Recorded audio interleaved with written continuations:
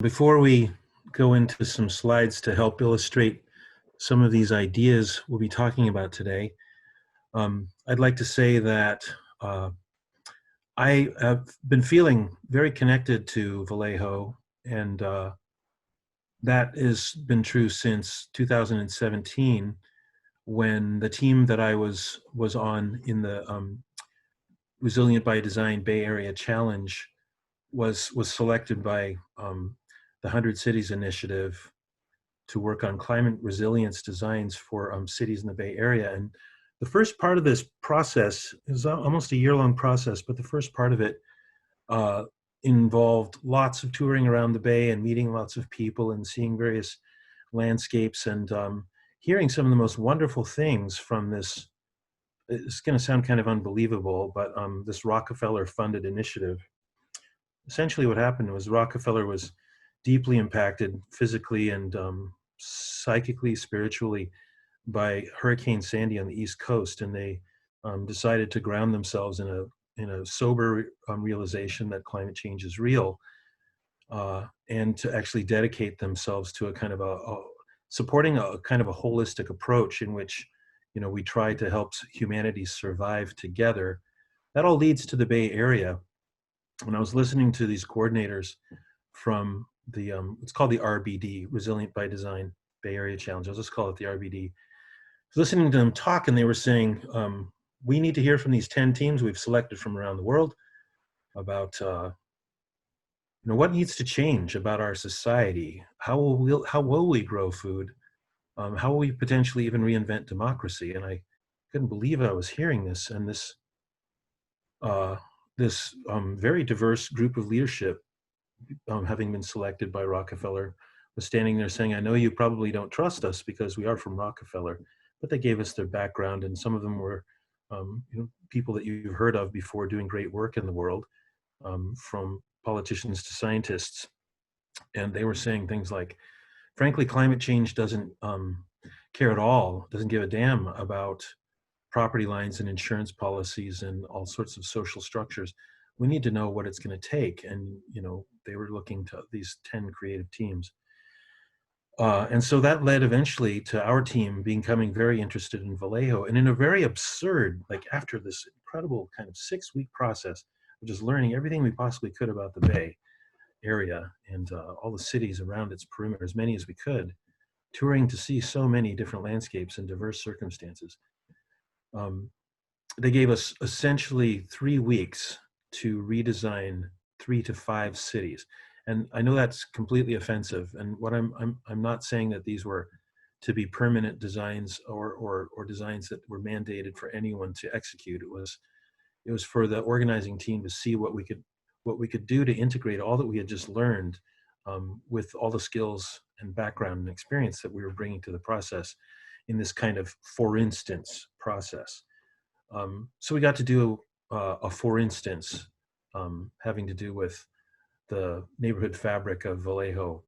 And you know, our team is deeply committed to and versed in, experienced in participatory design, in which we elicit designs in concert with people who live in their own circumstances. So it felt strange, and it created some tension for us to be designing for other people. But it was okay, really, because it was just to try out thoughts and to look at the fabric of your communities and your typical blocks, and to try to experiment with some layers and layers of suggestions that we made to Rockefeller, and also looking at Mare Island. So we studied tons of reports, read lots of articles, and I was there at night walking your streets just to watch and listen and crawling all around Mare Island, and, you know, just really hoping that we would end up being paired with Vallejo. And that didn't, unfortunately, ended up happening. Some of you might have known that might have heard that there was a little bit of a fiasco with a team that was selected, and I think their main idea was simply to build a bridge to Mare Island. You guys can say more about that. Anyway, that's why I already feel connected to Vallejo, and whether or not I ever end up helping you with anything direct and physical, I already feel like I know much of your story, and I'm very respectful of your commitment to basically grassroots leadership and just a broad spectrum of initiatives that I now know quite a bit about. Okay, so at this point, I'm going to shift into some images. I'm going to share the screen here and get into a bit of a story about placemaking. Okay, so what I'm going to be talking about today are really applicable lessons. I'm not trying to make anyone be like where we are. We have our own problems, our own very unique problems and circumstances and opportunities. And at the same time, just like Vallejo, we live in a colonial circumstance where patterns and structures, infrastructures are really proscribed for us. Some of them really quite ancient, designed on the East Coast and then just applied over and over again by national ordinances and the like. So we all live in the Roman colonial grid, and it's something that we really haven't been helped to understand as children, as adults. That there's definitely consequences of placelessness, but also disempowerment that come from living within the grid. And I'm actually not just talking about the fact that most of the lines drawn on the land are long and flat and straight. I actually mean that it is a very strange thing to live in basically almost the entirety of the Western Hemisphere is laid out according to a small group of people that cast this gigantic net, and then they proscribe how the economic and political infrastructure will work from that day going forward. And most of us have never heard of the National Land Ordinance of 1785 in the United States, and yet it is the primary document that our country is actually founded on. Well, of course, we've heard of the Constitution, Bill of Rights, Declaration of Independence, but never heard of the National Land Ordinance, and yet it's the document that has really drawn the lines under our feet, starting in the late 1700s. Okay, so I'm going to take you through a bunch of different examples of how, especially in Portland, Oregon, where we have very imperfect circumstances. You might have heard a history of supremacy that's rather intense. And so from within that context, we've been very busily trying to elicit a broad, deep, powerful participatory culture to unmake a lot of the patterns of disempowerment that we've been faced with. And what you're seeing here are images of how we began to create the first and only major public square built in the United States since the 30s, when a lot of them across the country, frankly, were closed because people were protesting in them and demanding rights and time with children and safer working conditions. And so a lot of these places were closed to basically obfuscate gathering. But in Portland, we managed to create one in the early 80s. And it began with a gigantic painting over the rooftop of a two-story parking garage, in which we sort of seized the day. The mayor showed up in this red Mustang and was yelling at everyone that we were all powerless. And we painted his car while he wasn't looking. And we went on to throw him out of office and create this fantastic public square. And the reason I'm talking about this is not physical. It's really that the square became a means to focus and catalyze the muscle and the inspiration of the community in order to not just change this block, but to instill a partnership culture that was only nascent or latent before and really overturn the political and power diagram of the city. When you walk on Pioneer Square's surface, just as you see with these two women on the upper right here, you'll notice that every single brick is inscribed with the name of a family. The mayor at the time, whose car we painted, declared that he would defund the square. He would stop it by removing the money. And in that case, we decided that we would literally buy incrementally every little piece of the square in order to fund it and build it. So it's very much a kind of manifest community uprising against the placelessness of the colonial grid to create a great village heart. We call it the community living room, one of the greatest public spaces in all the world, it turns out. But it's the story that underlies it. It is the social infrastructure of a network that rose up and has never stopped rising up since that day. And I'm going to show you how it goes into the communities, because you can't just have a square at the center of the town. The network needs to have a place to root and manifest all across the fabric of the town. So some of you have been seeing these street paintings around the continent. These are some of the first ones as the movement started in Portland, Oregon, in Southeast Portland. This one's in a more diverse area of North Portland, where they decided to put the represent, like every community has their own metaphor. And in this case, the metaphor in this community was to depict the major flora and fauna of the Northwest region of Oregon, Washington, and Idaho. and also a bit about the agrarian culture as well. Just a few blocks away, here's another one. Our goal from the very beginning was to say, all right, we have the fewest number of community gathering places of all first world nations. And we know that about the USA because we don't live in villages laid out by villagers. We live in neighborhoods laid out by developers for profit. They don't put in public squares, not just because they can't sell it.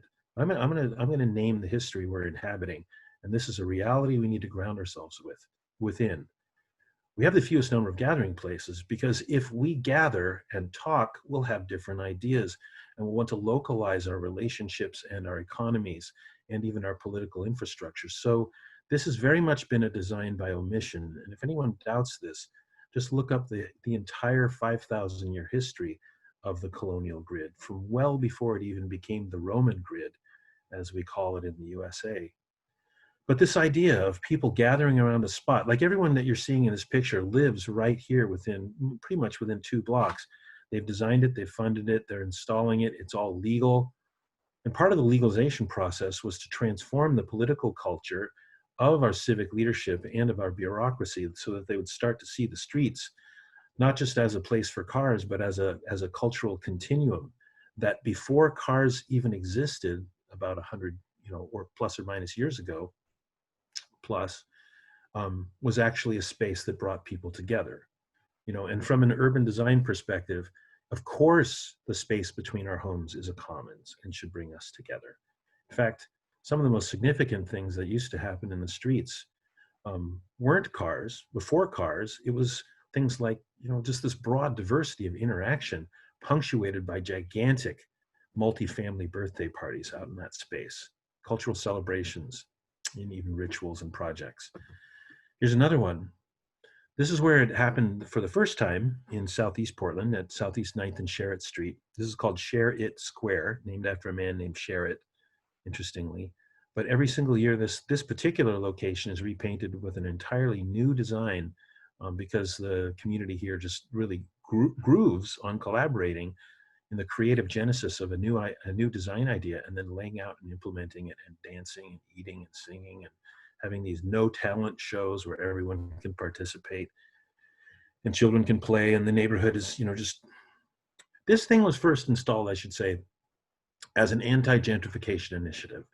We wanted to build power locally to help people feel so connected that nobody wanted to liquidate where they lived anymore in order to sell out to a developer. But instead, they would help there to be a continuity of stewardship and ownership over time.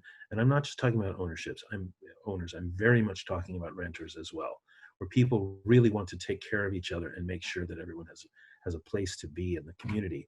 And this first location is the one where I actually happen to live just a few blocks away, and it's characterized by an incredible phenomena of continuity. Americans move every 4 to 7 years, but not in this location. They tend to stay here, whether they own or rent or however it is that they live in the community.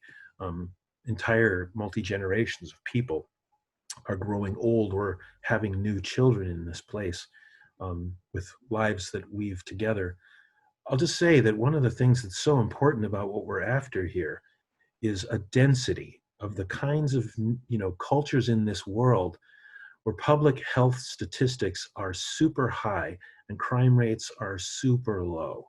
And that's what we're seeing happen in this community. Immediately, those statistics are affected.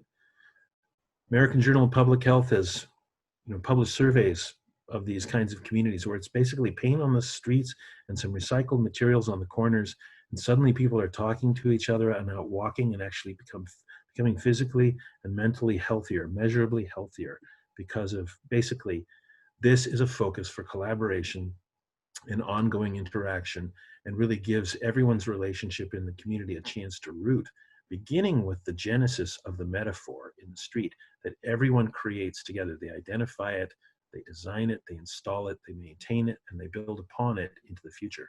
And I'm going to show you a lot about building upon. Okay, so when you get this started, when we got started, we had one of these installations you can see at the bottom of the screen. I just showed you that first one. But then we did a lot of demonstration projects and ephemeral events in the urban core. We actually held hands around this kind of semicircular shape here 3 times we had people hold hands around the city on a 10,000 meter sort of circumference loop. And that helped gel this sense of intention and power to make it, sort of be determined to make places and out of spaces. Getting people to hold hands. This was on World Peace Day, beginning in 1997. Actually, was when we first held hands around the city. Was to claim streets and stand together by the thousands and say, "This is our town." And we got a lot of criticism for this. Like, no, activism is about fighting against what you don't want. And we said, well, we agree with that for sure, but we also feel strongly that if we ever win against the things we don't want, we need to know what we do want. So we need to be working kind of at least partially all the time on the better world that we want to inhabit. And so you see there's more circles kind of all over the place, and every one of them that's colorful is actually a physical installation. And then more and more and more and more. And the secret to what I'm showing you here today is that we never used the thing, the water system or the energy demonstration project or the urban agriculture installation or community garden or what have you. That's not what we're after. We're using those as a means to build community, to engage children, to gather people that are place-based together, to know each other, because we're addressing isolation and disempowerment.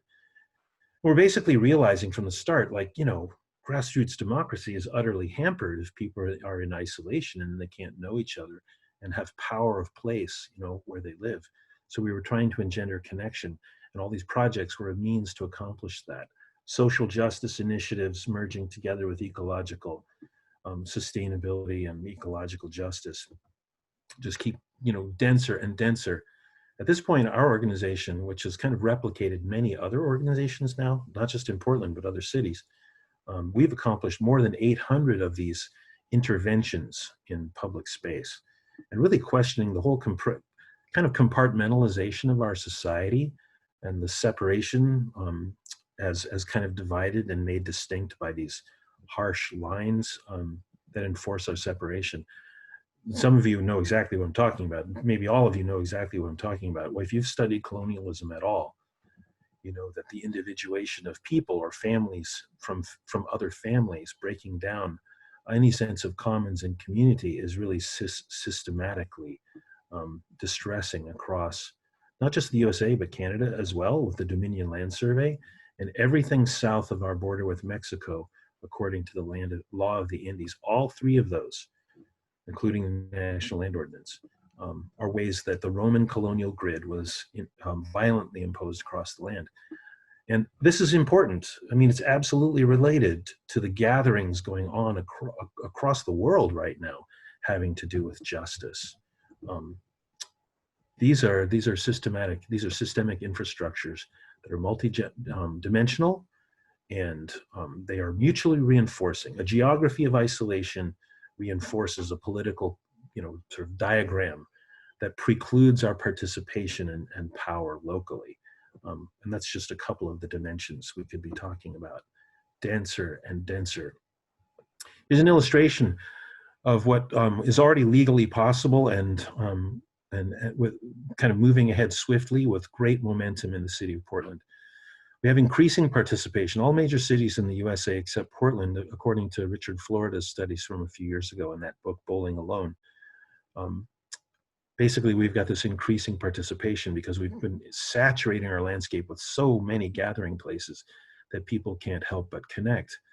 And it's not just that they're public. I mean, people are being entrepreneurial about it and creating gathering places in all kinds of different human settings, and just questioning the whole idea that the USA should basically be a perfunctory reality. Now we have these documents, and I'm really happy to share this. Actually, I forgot to send this one to you guys in Vallejo yet. But in Portland, Oregon, we have this document that we're sharing with all these other cities, basically legal structures for transforming the right-of-way into community space once again, like our ancestors used to experience it all the time. Street intersections that can be transitioned into community gathering places. And in Portland, you can do as many of them as you like in any neighborhood, as many times as you like for free. And now, as of about 4 years ago, you can transform the streets in between the intersections into, kind of all sorts of different designs according to what you want to do. But murals are super easy, and there's all kinds of features that are basically available for you to install. If they've already been prototyped, you just install them for free, and you're automatically permitted and insured just because you've done it, and you don't even have to submit paperwork. So I know all that sounds completely outrageous, but I can send all of you this document. You can share it and then take it to apply in your own circumstance. Because actually for those of you who are really radical in this conversation, the great vulnerability of the colonial grid is that anywhere you innovate can be applied anywhere else. And every municipality is separate, and yet at the same time, the circumstances are fundamentally, and the challenges are fundamentally similar, because our infrastructures that obfuscate gathering places and participation come from the same moment. So we innovated this idea back in the mid-90s, and I can't help but think that somebody must have created little free libraries for decades before we did. But in the mid-90s, we started to create a little library network, and the idea was, let's get kids off the couch. Everybody's got books sitting on their shelves that are either unread or they're already done reading. Let's get these things out into public space and question the idea that public space is not accessible to us. This first one, official first one, was built by these foster kids with a little help from a carpenter. And it started to change behavior in the community and even some traffic patterns from a local busy street. And I just remember looking at this and thinking, gosh, this will go far, So we built about 25 of these around our city. And then about 13 years later, the Little Free Library organization began after they visited this little thing. And it's actually not just this little thing, it's a whole intersection of lots of different kinds of little things that I'll show you more about in a minute. But this thing right here that I'm showing you, it actually embodies ideas and principles for transforming just about any scale, like deeply participatory, youth accessible, embodying ecological principles of material reuse, symbolically powerful, absolutely challenging presumptions of public space and isolation and disempowerment. And to begin with, we did it without permission, so it was actually illegal. And that's actually quite a powerful aspect of the story, that we decided that we would assert the primacy of our own creativity in the space where we lived. And immediately that got us in trouble, and it immediately was legalized, because as a place-based community, there's pretty much nothing more powerful than messing with your own space and being able to get away with it. That's been my experience. And we've been working from, Portland to Cleveland to Philadelphia, throughout the Rust Belt, places like Braddock, really super distressed places, basically helping people to do these kinds of things for themselves. And again, I want to emphasize, this is not our idea. This is ancient stuff. It might seem new, but it's just the idea that people who live where they live should have the power to decide, basically how the lines will be drawn or erased in the communities where they live, and that living and working should be integral, and that everyone has limitless creative capacity, especially when they're joined together with others. And here's the way I like to think of it. By God, it just breaks my heart that Americans go through their lives, many of us, not knowing what it's like to be part of a greater whole. And I think that is absolutely a birthright. And it's something that people are experiencing even when they're raging, in protest, and they're expressing themselves. This cumulative sense that you get to arrive at. And the idea of the kind of activism we're talking about today is to gather that way, articulate your message, and then ground it in transforming the impersonal, isolationist landscape where we find ourselves. As an urban designer and architect, but more fundamentally as a human being, I am offended by the idea that we birth our children within a landscape where fundamentally, the world we're in is conceived as being for sale, in which, and I'm saying this, I'm talking about the context of gentrification very much, that nothing will remain, that everything ultimately is threatened or will be turned over. And I think the way we challenge that is we say, no, at least here in the neighborhood, right here in this intersection, we'll call that a sacred space, and just see if that starts to affect how we see every freaking thing else in our community. So it's about the barn raising. It's about everybody having power of place. Now, here's an image sent to me by my friend of an aerial view of a Dogon village. And frankly, what's so lovely about this is we're looking at patterns that human beings really love to relate to. That where your pathways converge in an intersection, it recognizes that your lives are coming together there. You look at this Dogon village and you see that basically, as opposed to the grid on the right, where people don't have place-based power, on the left, the people who live here are refining and tuning their environment like as if it's a great lyra for generations. It's punctuated with space for gathering and communication, whether it's in the intersections, which you see everywhere, or it's within their circular shaped blocks where there's an opening in the middle that brings them all together. Contrast that with your experience of the colonial grid. The difference begins with who has the voice, who has the choice, who's actually designing the experience that people are having. You know, we could be talking about Dogon, we could be talking about Celtic people, but we're basically talking about why Americans save their money to fly across the ocean to visit other places where they barely even want to leave. They're like, no, I don't want to go back on the plane to where nobody talks to each other and we all feel isolated. You know, the image on the right, you'd be challenged to even find a lunch counter in these buildings, but there's not a single public square in that view. And I can tell you about that. That's Portland, Oregon, before we got started. Cars everywhere, imposed patterns, little voice, repressed emotionally, and all that's suppressed in so many ways. Next. Another thing that's offensive, but it also presents us with an opportunity. And then for those of you who are concerned with permaculture, I'm saying that the problem is the solution. The problem is obscuring the flip side of the context, which is the opportunity.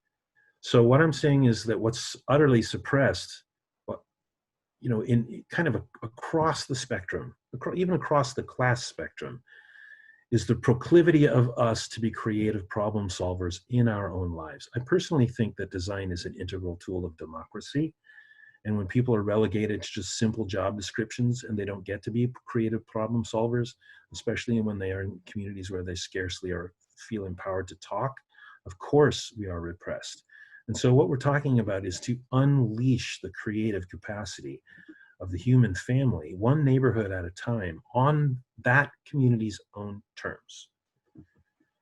This is this absurdity we keep seeing as we go around our own landscape. Like Village Inn turns out to just be a restaurant. Ain't no stinking village there. You might think there's a grandmother waiting, you know, to serve you some soup she's made for you, but it's not. It's a false promise. Or to see a place called a village square and it's really just a laundromat. I mean, over and over again, we see these words that are powerful and they compel us to come and consume. But you can't find a village in the USA. You might see a condo development calling itself a village, but then those people are constrained by CC&Rs in basically an object-oriented commodified landscape. Gentrification is happening all over the place, and it isn't a new thing at all. As my friend Judy Bluehorse, who's a Nez Perce leader in our region, points out, gentrification is just the ongoing kind of playing out of the processes of colonialism, but now just kind of doing it to itself. There's so much to say about this. I basically see the destruction of stories, and I ask myself, if we allow this to happen to everything that has been made before us by our own ancestors, then what will remain of everything that we do in this life? Will anything be sacred? And I think as far as the colonial grid is concerned, the answer is just freaking no. Clearly, it's no. So here we are looking at this game called Monopoly. This was actually invented by Lizzie Maggie, a young woman at the beginning of the last century, and she invented it as a way of helping people living in the United States to learn about the National Land Ordinance that embedded the Roman grid in across the continent. The rules of Monopoly are actually a condensed version of the National Land Ordinance, and it should be very familiar. You keep kind of collecting a little bit as you go around in these cycles of time and space. And the only form of commons here is a jail and a parking lot. Where's the school? Where's the civic center? Where's the city hall? Where's the library? Where's the museum? None of that on the board. So, power and wealth is consolidated, and eventually you don't exist if you can't play the game. And really, you know, you're tearing things down to put in bigger things. You're actually playing gentrification as if that's fun. I just think it's amazing that we can do this kind of thing and not realize um, the story. Like, this game was offered to us before Parker Brothers got a hold of it to help us understand our own reality. Here's another version. Here's an artist taking a perch across the street from this little village square in southern Germany, after his town had just been taken over by development interests. The city council was taken over. The position of the mayor was taken over, and now development interests were going to exploit the tax base and start tearing down the inner city and deregulate the agreements that the community had been making for centuries. So here we start off seeing a beautifully tended reality with a lovely little square and an orchard, places for information, just beautifully tended storefronts, and even a living stream. What I'm going to show you is a 19-year sequence that was painted based on the physical reality. Within just 6 years, this is what has happened. The haze is set in, the stream is polluted, the storefronts are abandoned, little public squares annihilated, only one tree left. And this is a social process, it's a political process. The community here doesn't want to tear down their own reality, but now even their jobs depend on it because of the way that the power has changed, until finally, 19 years later, it looks like this. So what we're talking about is a question of power, very much. And if you think, like, I hope, it might seem like a stretch to talk about painting streets and how it might relate to the question of power on the larger scales of the destiny of our city and town infrastructures. But I assure you that these are definitely related. The idea of going out into the streets and painting, or building little free libraries, or hanging poetry from trees, or sprinkling free chocolate chip cookies all over your freaking neighborhood is a way of decolonizing oneself. And I'm a white man using that word, but something I feel very passionately about. It's basically about reclaiming one's sense of power and agency, to raise questions in terms of actual initiatives that we undertake together. And what we've seen in Portland is when we do it all over the place locally, we actually change the political paradigm, not only of our entire city, but of our county and our state. So many stories I could tell you. This is one of the things we're looking at, though. We're looking at the fact that this huge loop is supposed to be closing with increasing complexity and diversity and abundance. And we're agreeing to power the entire society, but then we start off this loop by being powerless in our own communities. So we've been saying, let's start off being powerful, even if we do agree to do all the work, because that's true of the community. Maybe it's even our fault to agree to do all the work and yet be powerless in our own community. Maybe we allow the loop to be broken by starting it off this way. So just as people are out in the streets right now raising their voices and saying, we have absolutely had enough, at the same time, when we come home, we can decide that we have had enough and literally change the environment and the experience, the circumstances of how we live with other people. I'm just feeling like exploding because there's so many more things I want to say about that. But here are these ecological design principles. I'm going to give you guys this presentation so you can look through these things and have all these words for yourselves. But these are the principles that underlie nature itself. Like, self-organizing ecological design principles are expressed in all natural systems. And what's really interesting is the best human environments that we love to go visit in the world, where crime rates are low, public health is high, exhibit these principles manifest through human beings' choices together, which says something about freedom and also about the power of place-based community existing together over time. So we're going to look at one here. This is looking at Siena, and some of you have probably been here. One of the most amazing villages in all the world, utterly walkable, talkable, super high, indicators of community health, and very low indicators of issues. Saturated with gathering places and social infrastructures that are expressed in the physical fabric of the city. So many different ways that they gather and they create together, even though it's an ancient city. That arrow is pointing at the very center of Siena, with one of the most famous and successful gathering places in all the world, which has really nuanced, wonderful aspects to it. Okay, There are 6 principles that are embodied in the best villages in the world that exhibit the longest continuity of residency, the most robust economies, and the most intact multi-generational life. And it breaks down into an overall form of the village that is somehow discernible and describable, a distinct center where everyone feels that they are connected and that they belong, they have access to it, and time and space is not for sale there, so they don't have to pay a ticket to just be in their great living room. Gateways that celebrate your coming and going in and out of your overall sense of place. And the pathways aren't just roadways like we travel from A to B as if our journeys are just perfunctory. Pathways are literally like stories that you love to travel, that compel you to get outside and move around.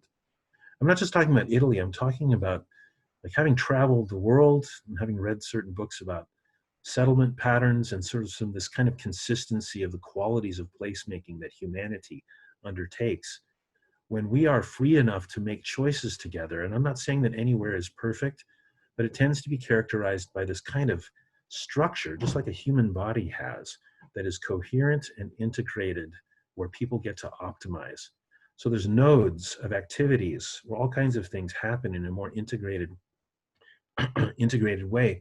And then these things, you might call them monuments, but it's basically like public art, places of expression that tell stories. Now let's look at this.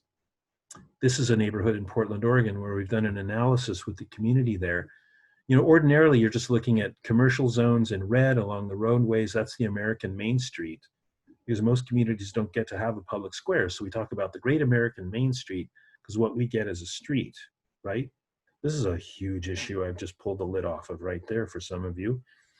Then primary streets, and then the rest of it is neighborhood fabric. And that's the kind of conventional diagram, punctuated by things like some parks or some schools in there that can kind of be some of these centers I was talking about. Let's retrofit this community. This is why we're talking about this today. There's some gates, those green gates, where you actually kind of come through the perimeter of the neighborhood. What if you were to strategically in a neighborhood in Vallejo to celebrate going in and out of that community by marking those strategic locations to say, welcome to this badass place, you know, or come back soon to this amazing place. These would be the village centers if you were to embellish those intersections, because after all, the crossroads is where the great village centers tend to be. So what if you were to embellish those as great community hearts? And then the nodes of activity, what if you call them out and then look for ways to link them all together? Some of these are schools, some of these are parks, some of these are special, you know, historic features, and some of them are community organizations or great heritage trees or just remarkable things that emerge that are sometimes very unique from community to community. And then you link them together.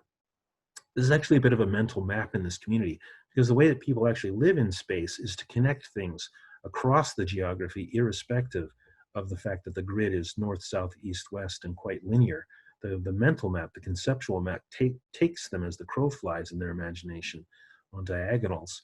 And so to knit this all together into a system of essentially a network of linkages is what we're always trying to do in the best urban design initiatives, to really help people to talk and interact and feel a pride of place, to arrive at, you know, outstanding indicators for community health.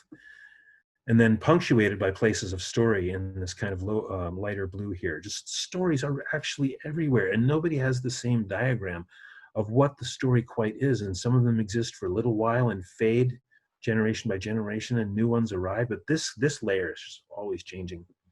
So I'm showing you this because this is what you can do to your own neighborhood. Start off with an inventory of what you already enjoy, what you're already, the great work, the shoulders that you're already standing on, and then decide how to knit it all together and build upon it through your own empowerment and your own initiative to change the power diagram with respect to the whole society. I think everybody contributes to it when they seize their power locally. Okay, I just want to stop for a second and say everything I was just talking about might seem like a lot of work, but this is the point.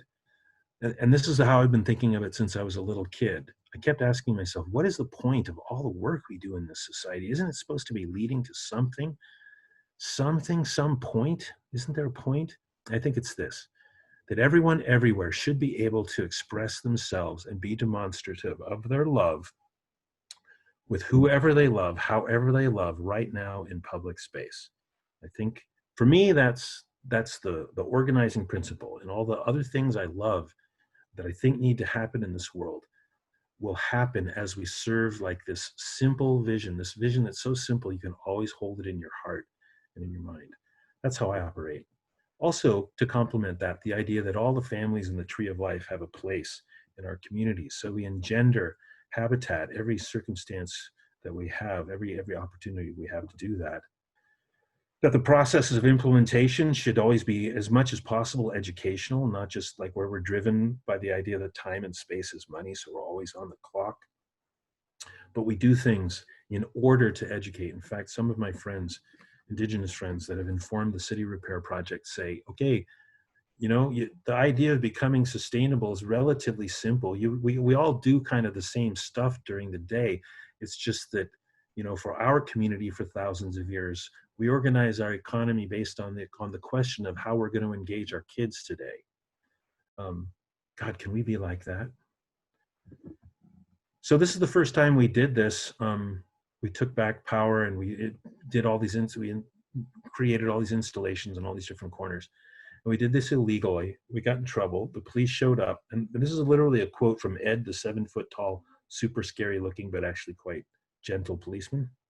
He said, "Man, I am paid to stop what is bad, but I am not paid to stop what is good." He's like, when transportation gets mad at you, call the police. Here's my card.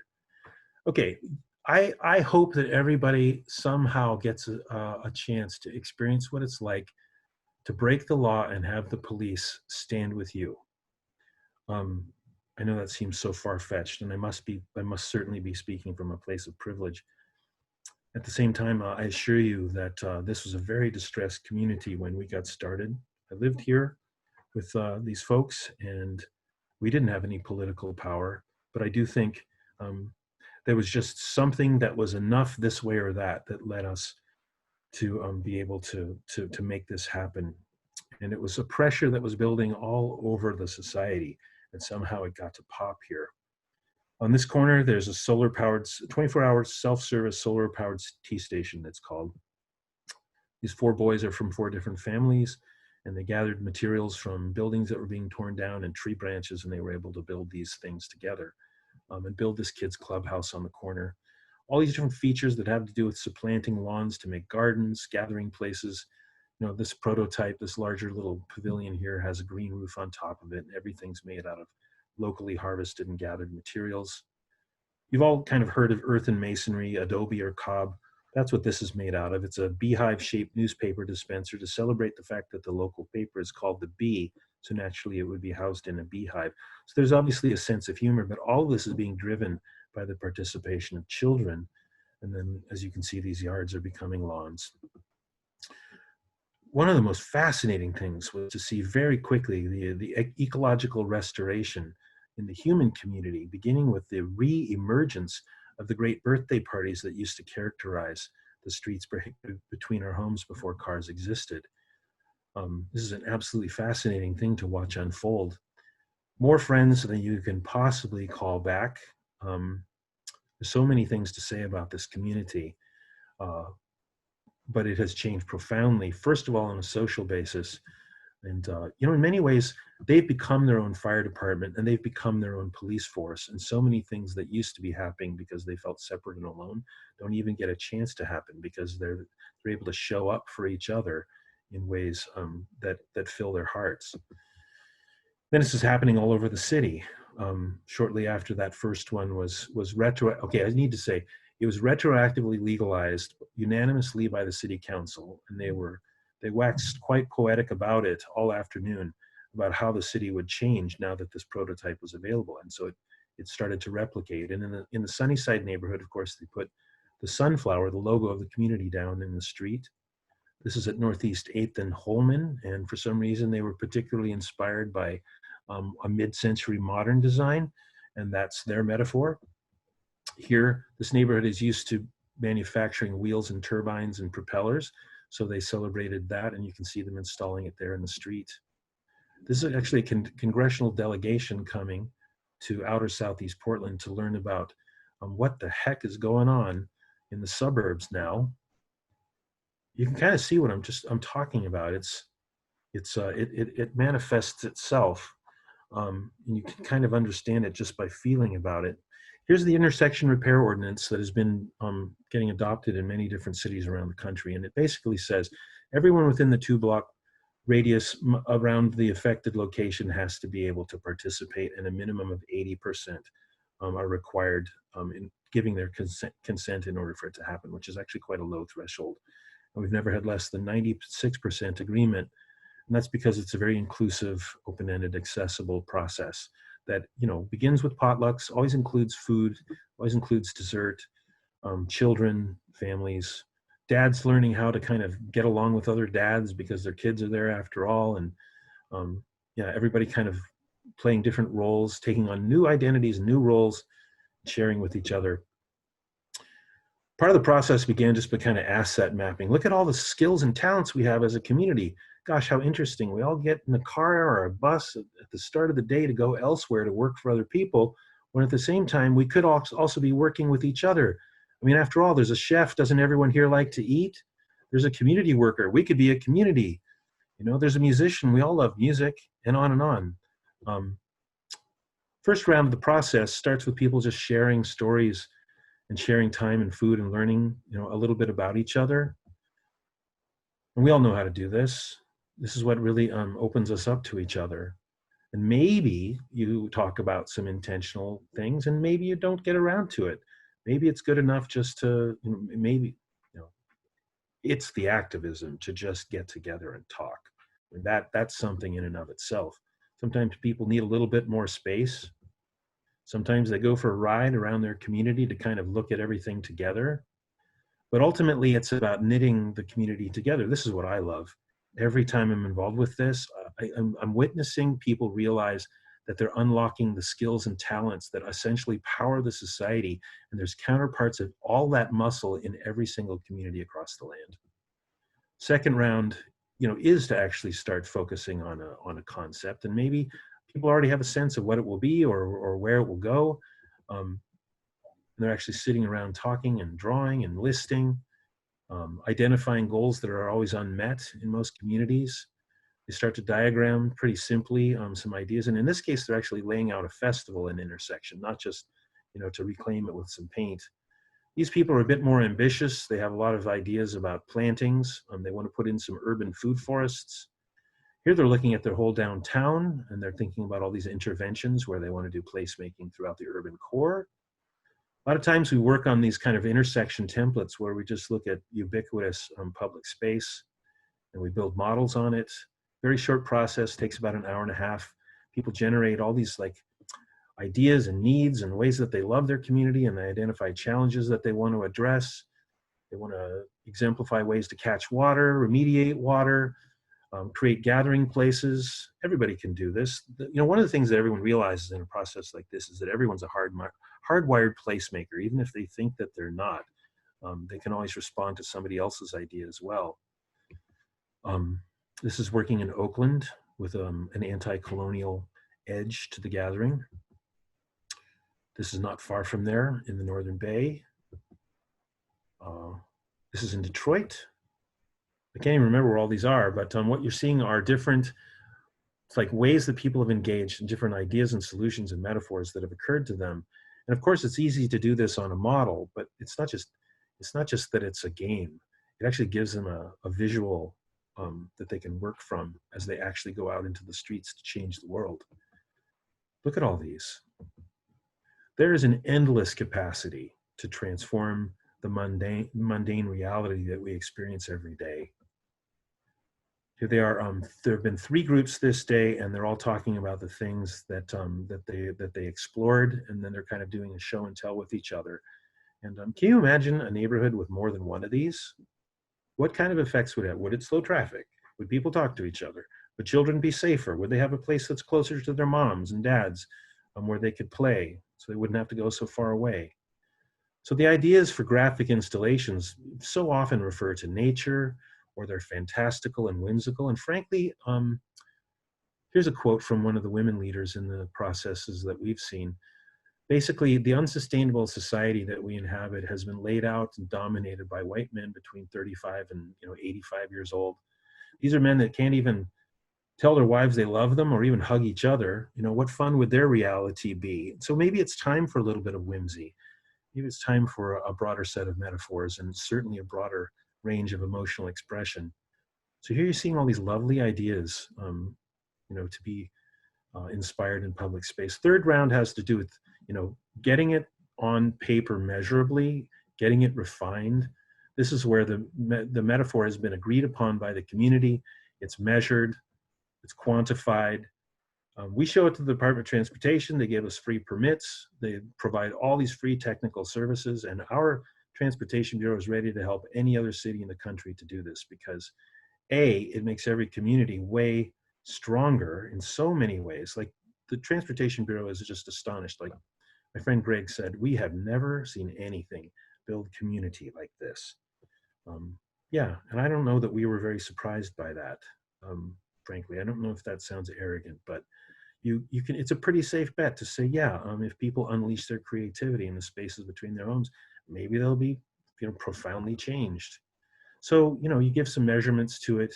There's a bit of specification about the color.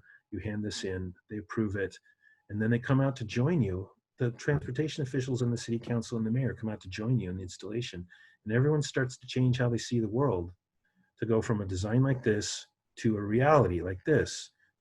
That's real. It's in the streets. This is in Los Angeles. This is in one of the neighborhoods that was so profoundly impacted after the Rodney King uprisings. And here's that's a vision that they wanted to undertake out in the streets. They wanted to permanently change the streets. And this is how they began, with a mural in the street of a gigantic gecko. They called it the Plaza Latina, and they mocked up, kind of a village reality based on everything that they could gather. They brought their families out into the streets, and they started to lay out this 130-foot long gecko. And here you can see them painting together. Some of it had to do with swirling lines representing waves. Their feet and their hands were going into the street. They were recalling some old transit tracks in the area. And this is my favorite image, because this is absolutely what it's about. It came down to the very last brush, and the father and the son are sharing it here together. And it's not about the paint. It's about this connection. It's about this intergenerational statement and ownership of place. Absolutely. And here you can see it taking form and changing how the community sees itself. And this, of course, doesn't change the fact that zoning laws separate us at the start of every day, so that moms and dads have to leave their children, and go away to earn money to pay for their homes where they barely get to be during the day. Those are powerful patterns that we're also challenging by doing this. But we hope that this is a catalyst, this kind of creative, I would say still it's creative misbehavior, but it's a powerful magnet and a powerful symbol. And people start to do other things with available materials, such as, expressing important values like, doing things with our hands, growing food locally, being sculptural and expressive, and making places for people to gather along the edges of the streets. More. There's an Oakland again. Hearts in the streets, why not? So, you can have bigger ideas. You can say, hey, how about if we jumpstart the economy by having a giant garage sale every month, where we all share the things that we have, or that we make, or that we can do. And then maybe we can embed that as a permanent effect in these installations that can actually employ our local children as we mock up a village heart. This workshop actually was called, What Would World Peace Look Like, if we actually just change our community right where we live, and people are talking and walking and basically not abandoning where they live, but feeling a sense of connection and power that is priceless, that inspires them to want to stay forever. This is the map of the first intersection, of the 4 blocks around the first intersection, that shows the pathways of people traveling to connect with each other. Perennial installations of gardens, activated front porches and play spaces and social spaces. So the intersection, the village square, is the catalyst for all of this other community infrastructure to emerge, including taking down some fences and putting in gateways. This is annual agriculture. These are ecological master plans that knit people together so they have shared pathways, basically shared lives. I think I probably need to sprint really quickly so that we finish this in time. I have not actually seen what time it is, so I don't want to go too long. But these are just some of the things that are easy and available and free in Portland, Oregon to have happen out in public spaces. Obviously, benches and kiosks and libraries, and graphics throughout the streets and the intersections. Raised planters are free, so the entire 6,000 miles of residential right-of-way is now available to us to plant fruit and nut trees, as well as annual and perennial vegetables, including favorites like food forests. Community composting facilities, the holy grail of urban agriculture, are now possible to locate in the public right-of-way in the street for free and free of permit. It still makes me breathless to even think. So you see these kinds of things, and these should really be happening everywhere. You know, if you're tired of corporate news, what about news, you know, right where you live, so that people can connect with each other with their stories? This young woman inspired the whole sort of decentralized water remediation practice, I believe, in the whole country, with her inspiration, like to say that perhaps we could cut curbs and allow water to run directly off of street surfaces. This was back in the late 80s, to water this traffic triangle that they were turning into the first public square in the history of this neighborhood. And that became an entire network of billions and billions of dollars of street swales that have been installed across the country. Sometimes it takes like a brilliant young adult like her to speak up, but it also takes a community of other adults who are receptive enough to hear, you know, the vision of their, and affirm the vision of their future community leader. So again, yeah, raised planters everywhere, fruit and nut trees everywhere, kiosks freaking everywhere. Planters over sidewalks, trellises over sidewalks, planters out in the streets to slow traffic, all this stuff. The Department of Transportation loves it because now they're not just moving traffic, they're actually creating cultural space, and it's more fulfilling for them in their work. They've really become the Department of Transformation, in my opinion. So all these kinds of things are free and available with standards. You can't just do it. You have to do it according to some amount of logic, and that's what enables it to be permitted. Gosh, there's a lot to say about this. Another holy grail of planning is to localize living and working. And this is a spot zone in a neighborhood grid. This is actually overlaid over a bit of Vallejo here in this image, saying that basically in selected intersections where the community wants to do this, allow homeowners and renters to build within the front yard setback, to come to that edge as if you were in a, as if you're in a more urban location, and actually have pedestrian and bicycle oriented enterprise that enables people to localize their living and working patterns, to localize their transportation patterns, and reduce a whole lot of carbon impact while they build a whole lot of community. For those of you who have traveled the world, you've seen that kind of thing all over the place.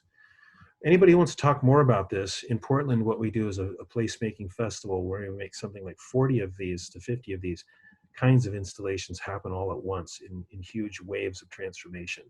And this kind of lovely flower here is a process that we could break down more later. This is just looking at a block, one of the blocks I just showed you in that 4-block diagram, some of the master plans as they were coming together. This is a model that we actually built of that block to chart the pathways and the gateways, to locate the community programming that we would build, whether it's super affordable micro housing like you see in the lower right, or the community sauna, the gardens, more gathering places, teaching spaces, repurposed front porches, new straw bale additions, zero carbon nursery schools, which is a whole other story. And then all the entrepreneurial activity, including this hyper-localized tortilla manufacturing company that's, hyper-local, as I said. Retrofitting buildings with straw clay illegally, and then reporting ourselves and making it legal for everyone to do in the city, which is another whole story. Some of the locations around the neighborhood are looking like this, essentially entirely edible landscapes. You can almost eat the house, but you can definitely eat the landscape. That's that house, and that's what it looks like outside and inside. Outstanding energy performance while being sculptural and beautiful. Retrofit greenhouses in this neighborhood using old cast-off materials that would otherwise go into the waste stream. Water catchment systems integrated within those greenhouses in order to provide thermal mass. Of course, living roofs have to be kind of everywhere to kind of patch over and heal the impact of the urban environment on the world. We purpose garages into social spaces and administrative organizing spaces for local community efforts. We haven't even left the block yet. This is just the one block. Urban orchards, perennial vegetable systems. This is another one. This is community supported agriculture on a former yard. Multiple families planting basically a huge garlic patch every year together. Integrated water systems of catchment and gray water. Most people on this block have chickens, and some of the houses are quite spectacular, like this egg-shaped chicken palace, they call it, which is topped with a weather vane that represents people and not chickens, as chickens would have it. This is looking at Vallejo. This is coming from one of the diagrams we created to show the Rockefeller people what would be possible, because climate change isn't just about addressing, storms and rising waters. It's very much about localizing relationships and reinventing economies. So you're looking at layers on the grid of Vallejo with the alleys that you characteristically have running through the middle, looking at placemaking patterns of pathways and gathering places that connect, resilient systems like solar hot water and electricity on roofs, perennial and annual agricultural systems, obviously things like soil building using human manure potentially, which is legal in some places. You could adopt that to grow biomass and sequester carbon, as well as grow soil fertility. So many more things, as well as infill affordable housing that you see in red. So just layering all these things together. And not incidentally, the whole goal is to reinvent the economy so that you really change the balance of power and relocalize it into the community. This is looking at a neighborhood in Vallejo. You might even recognize it, but this is applying those same 6 placemaking patterns over the grid of this particular area of the neighborhood. It doesn't have to be the whole neighborhood. It can be a subset of the neighborhood, but the idea is to instill that fabric so that everyone starts to walk and talk and breathe in more connection with each other, and scale it up. The thing we've seen over and over again is if you do it on one scale, it's going to inspire replication in all these unique forms across the landscape. So as soon as some people are doing it, more people will be doing it.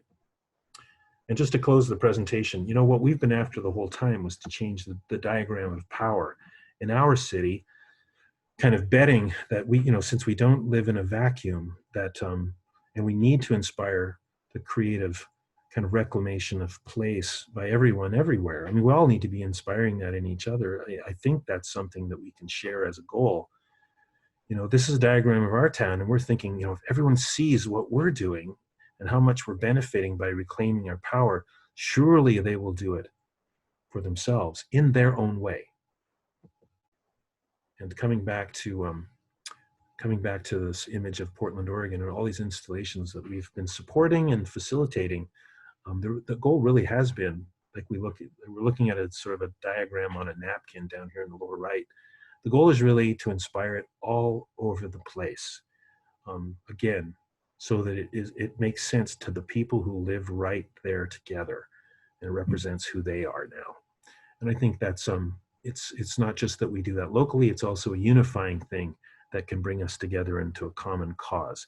So we've been operating based on that kind of open-ended vision, and that's the story I brought today. Thanks. So I think I need to stop sharing my screen, right? Yeah, so you're welcome to keep sharing it. I know that people are already feeling inspired, so I wanted to let you all know that we have some links we'll be sharing. Mark has shared City Repair's placemaking packet with us, which is a great resource. It's got tips on organizing, logistics, project ideas. It's a really great starting point for beginning to think about action in your own neighborhood. And we're also going to share, we are looking for projects to expand our Resilient Neighborhoods program. And so while we're looking at that, we're really trying to hear your ideas. And we've got a couple of formats for that. We've got just a type form survey that you can go through and kind of tell us what you're thinking. We've also got a form if you want to sketch something out and send that our way. So we're encouraging people, talk with neighbors, fill it out with some of your own ideas, talk with family, share it with us. To Mark's point, it can start with something small and really have a large effect. So Nicole is sharing those in the links. And anybody on the call, you'll also get an email with the relevant links and everything. And what I'm going to ask right now is those of you who are joining us from the Morningside neighborhood, Mark's going to walk you through that mapping activity real quick, and then we'll have hopefully time for a couple of questions from the group. So if you can either use that raise hand button and raise your hand so we can see you, and Nicole and I can unmute you, or if for some reason you can't use that raise hand button, send a message to us. I'm going to scroll through and look for names, but I know sometimes the names on here are not, they don't correspond to who we are. So let's see here. So Diane, I see you. I'll take you off or put you off of mute. And the unmute sometimes takes a minute, so don't try to unmute yourself because you'll actually end up muting yourself. And Chris, I'm gonna hit unmute on you, so hopefully we can get you off mute a second here. There we go. Chris, you are off mute. Diane, we're still trying with you. And I thought I saw Carla on here. Carla just raised her hand, I think. Oh, Yes. wonderful. That's why. There you are. Okay, let's take you off mute.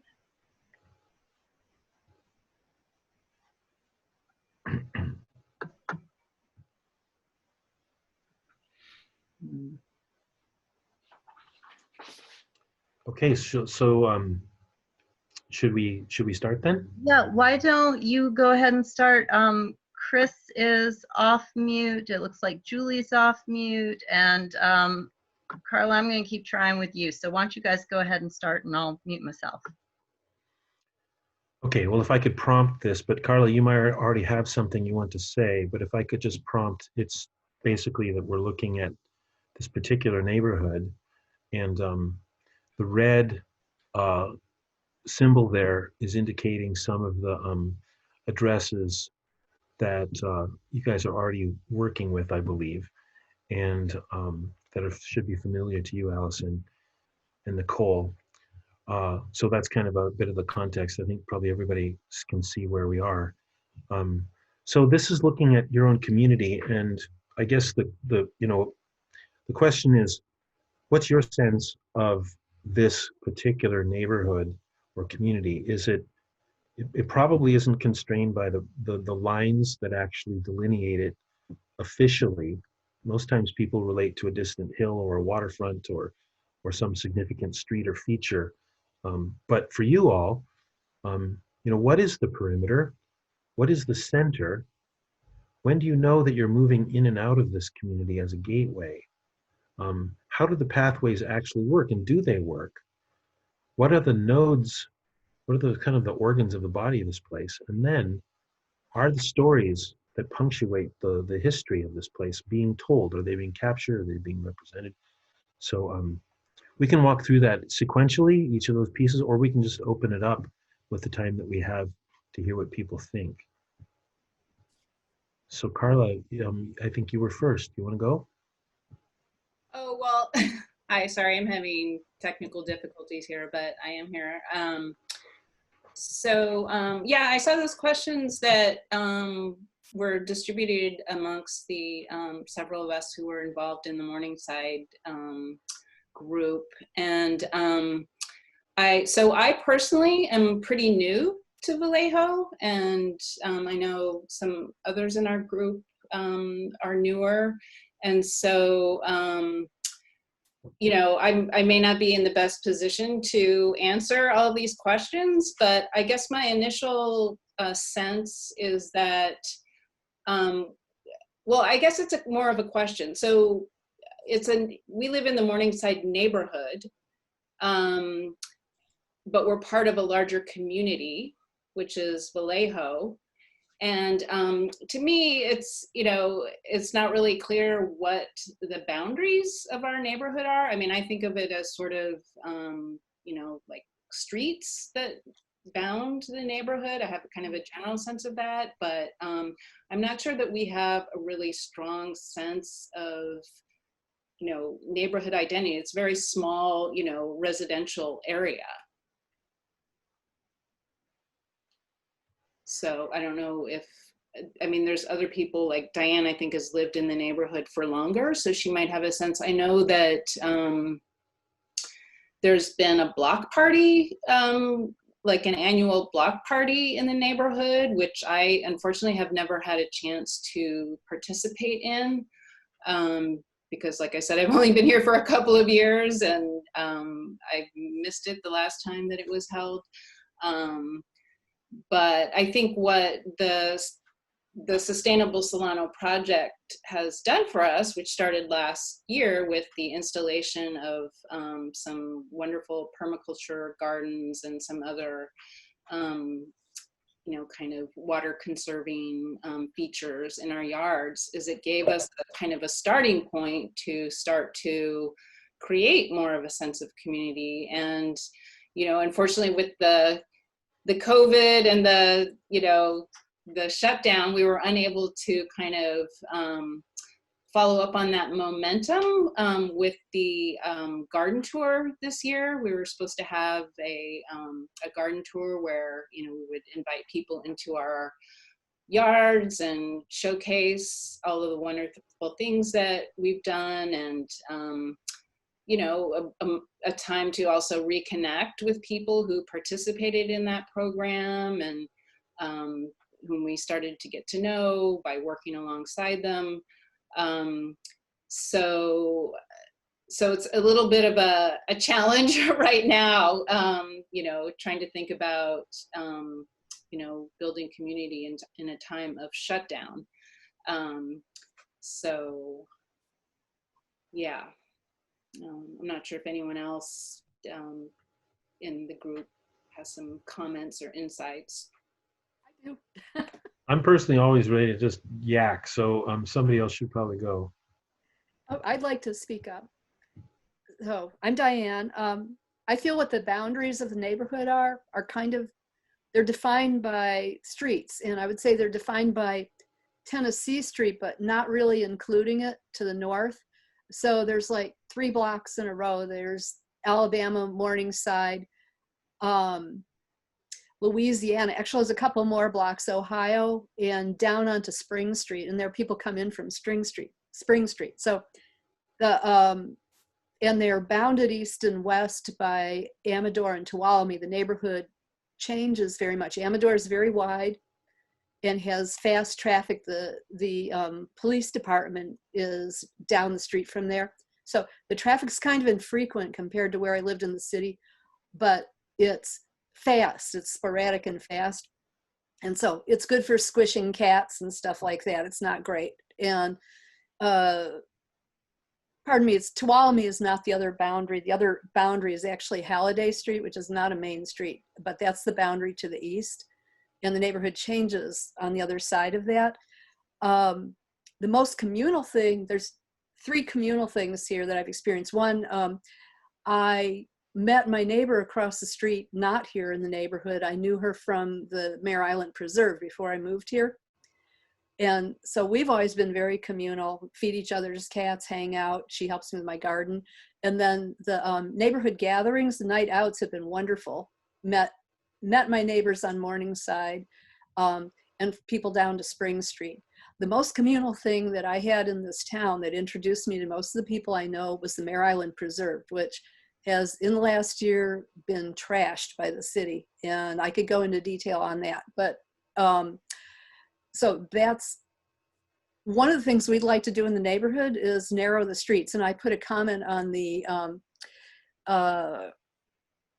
chat that basically this ends up being like drug dealer drag strip up and down Amador and then across on Louisiana, because Louisiana Street is wider and goes through to Millerville. It's wider than Ohio Street or Morningside. Morningside's more, doesn't really continue. So we would like to narrow the street, and we kind of lost impetus on that. And there's like how to do it. And the fire department says, oh, the fire trucks come down here, but that's not really true. They really go up Florida Street. That's a wider street. So those, I've gotten to know now. The other communal thing in the neighborhood was the whole Resilient Hub project. So I really got to know Carla. I got to know Dominic and Jessica. I already knew Jane. She ended up dropping out. And I got to meet Joanna and Chris. And so that was really great. And we stayed particularly kind of connected up, and there are things we can do together. I'd like to see more of that. And then through that, I met other people like Angela and her husband who were interested in people down the block. They were very interested in what we were doing, would like more of it. So those are my comments. That's my sort of reaction. So. Okay. Thank you, Diane. Allison, are there other people that have raised their hand? Well, we definitely have the rest of our Morningside folks unmuted. And so I don't know if, I know we're pressed for time, so I don't know if there's conversation you think is most relevant right now beyond the boundaries. I know folks were mentioning some of the things that have brought them together. Chris and Julie, I don't know if you have anything you'd like to discuss, or Mark, if you have any direction on what to discuss for the next few minutes. Well, I would say that, Well, go ahead. oh, okay. I was just going to say, I'm in a different neighborhood. I have a food forest. I'm a food forest keeper through Sustainable Solano. And when I think of my neighborhood gathering place, I think of the middle of the street, because the people across the street and the people next door, we all tend to kind of chat when we see each other and kind of gravitate towards the center of the street or in each other's front yards. And I think of so I'm over near Georgia and Solano. There's a park where baseball games are played, and there's a pathway to walk over there and then around Lake Dalwig. And I feel like that's kind of my neighborhood, though I don't know all the people. And I know a butterfly gardener a few blocks over and someone else. And there's kind of whisperings of and connections just from people walking dogs and being chatty. And I think there is potential for something coming together if we had the right kind of like you say, the gathering places. I've had my eye on a vacant lot on the corner, just imagining it in many ways, with walls, with a mother tree, you know, with sunflowers and benches, I mean, not walls, but, you know, kind of places to sit, and hay bales. So it was neat to see that. And the stories, I've been here just not quite 6 years. And the stories, I know there's someone who worked on Mare Island down the street who's retired, who's got some neat stories, who loved his work. And yeah, I guess that's about it for me. I don't know. Well, thank you for all three of your observations so far. It's really just scratching the surface of your knowledge of place and stories related to your relationships to everything there and all the people that you've known. I just would say that one great way to think about this kind of conversation, there's this term revillaging. And I think that that's another way of saying, I mean, it infers decolonization or maybe a recolonization. I'm not sure how, you know, people would very, very much see it differently. But to basically question the order of things and to test and try out new ideas and initiatives. And for me, revillaging is a really powerful word, because as I was saying in the presentation, we don't really live in villages, and yet we're kind of wired to be villagers. So in spite of feeling separate and isolated, we kind of ache for each other, or we ache for a relationship, even if we fear each other. And I think there's this tension going on between our conditioning and our nature.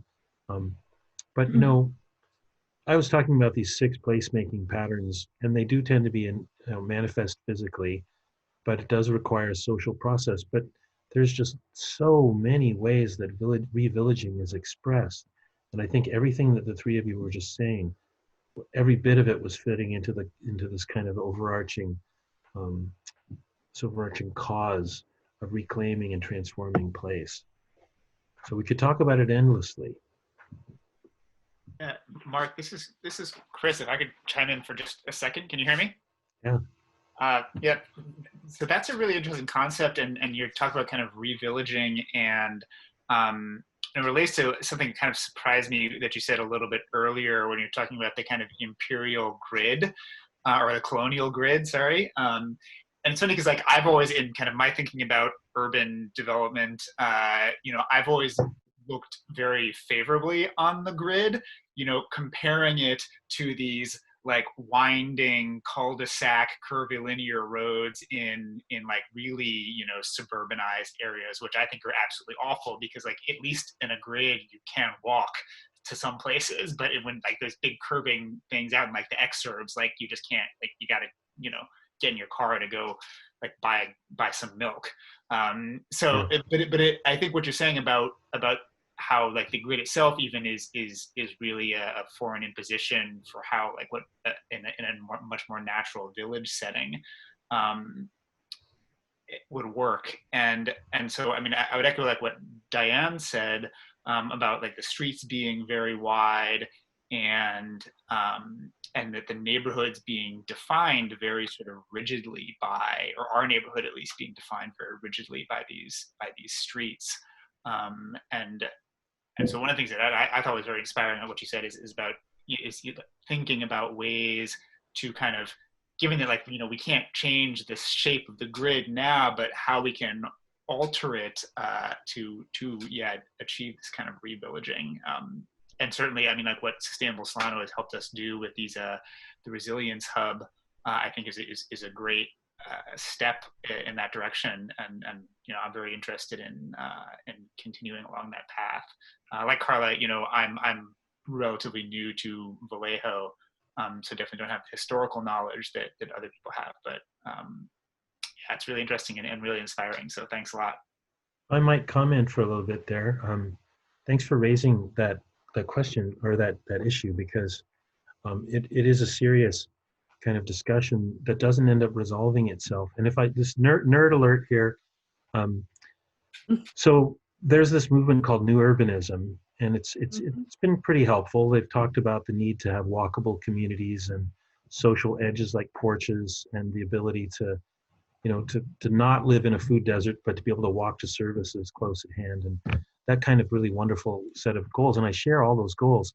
However, they basically raise a kind of a similar comparison, Chris. They're like, well, if it's not the grid, then it must be the suburban sort of sprawl formulation. And what they haven't sort of looked at is, first of all, the grid is a re-embrace of something that was rejected in order to create the suburbs. And if we reject suburbs and end up with the grid, undoubtedly, I think we'll end up with the suburbs again. But here's the thing. I think what we have to understand is, in both cases, these are patterns that are installed by for-profit initiatives. And I realize it might seem kind of hopeless to question that our paradigm is driven entirely by the profit motive, but I think actually our lives do depend on it. To me, the grid is a form of violence, and the suburban sprawl formula is a rejection of it. And I think it's really unfortunate that new urbanists both re-embrace the colonial grid while they re-embrace the like architectural classicism, which is actually quite fascist. And I'm sorry, I won't nerd out much more. The thing that's missing is really interesting. So neither one of those things are generated by communities for themselves. And if communities do things for themselves, what we see when we visit, you know, other communities even the lands of our own ancestors directly, is geomorphic settlements, which means they're adapted to the landform and their ecological responses. So, you can choose to go back to your own place, whether it's in Ireland, Scotland, and if you can find something with old patterns, you'll see that that village center is open to the south in order to capture light when it's cold, and also has some dimensions, aspects to it that provide shade when it's hot. So it's an ecological response, but that thing is always located at the crossing of trade routes. And that even is an ecological outcome because people are gathering at the convergence of trade routes. So the thing is, if human beings are able to kind of interact and participate in creating this response to place and climate and then express their culture, it works out kind of perfectly, I need to say, as opposed to a system that's imposed rather thoughtlessly, whether it's the grid or the suburbs. There's my dissertation, everybody.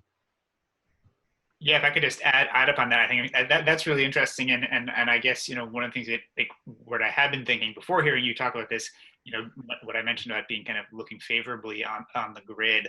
Part of me was thinking like it's good. It's maybe the best we can do in the United States. It's better than the exurban curved roads that you have to drive everywhere. But of course, like the real ideal is like what you get in this sort of really old medieval centers of cities like Rome or Paris, where they're like these tiny little blocks, and and as you said, like very, very organic. That's like the best kind of urban fabric.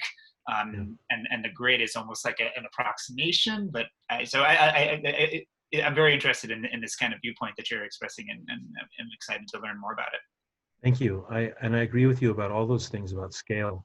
I want to say something that's kind of thrilling to my heart. It makes me feel kind of crazy right now. I'm so excited about it.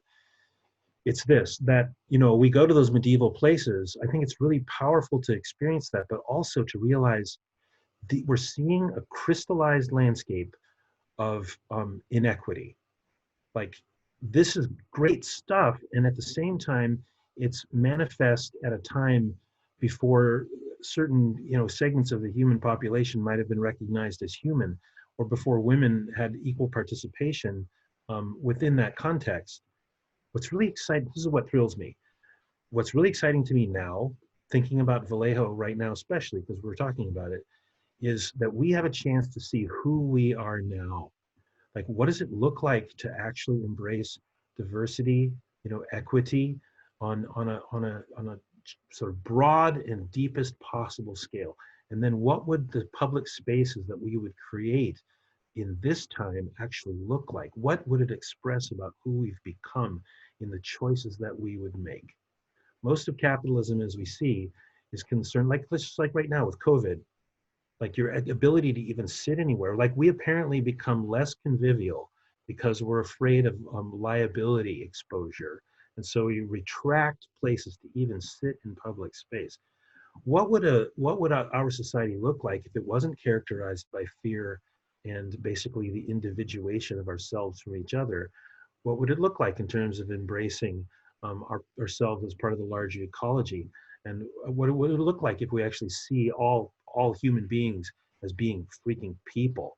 What would it look like? And that's what really gets me out of bed in the morning, is to answer that question before we're done.